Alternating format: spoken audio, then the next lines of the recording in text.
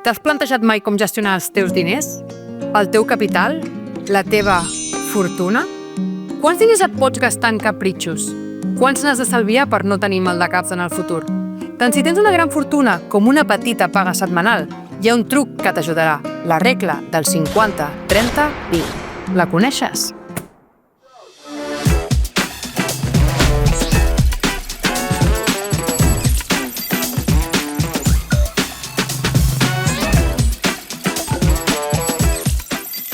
Aquesta regla diu que per tenir un bon control dels teus diners has de dividir els ingressos en 3 parts. A la primera part hi has de posar el 50% del que reps i destinar-lo a les teves necessitats bàsiques. Això vol dir que la meitat dels diners que ingressis ha d'anar a cobrir el més necessari, com pot ser el lloguer d'un pis, el menjar o factures de serveis com ara la llum. La segona part hauria de representar un 30% de les despeses.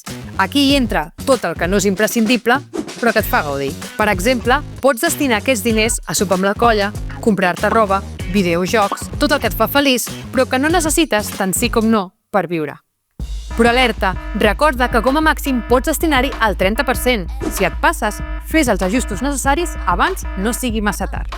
I finalment, hauries de dedicar el 20% restant a estalvis o a futures inversions.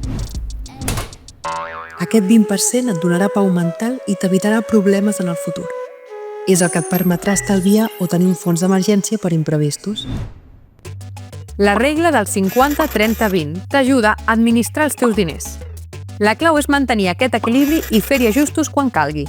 Dedica un 20% a l'estalvi. Aplica la regla del 50-30-20 i aconseguiràs gestionar els teus diners sense complicacions. No només es tracta de viure el present, sinó també de pensar en el futur sense perdre de vista les despeses que realment importen. Quin percentatge dels teus ingressos hauries de destinar a les necessitats bàsiques? 50%? 75%? 10%? 50%. Per què s'anomena la regla del 50-30-20? Perquè cada mes has de reduir els estalvis. Perquè cada mes has de reduir els ingressos.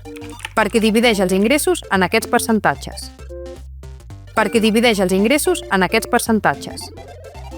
Segons la regla del 50-30-20, quin tant per cent mínim hauries d'estalviar? 10%? 5% o 20%? 20%.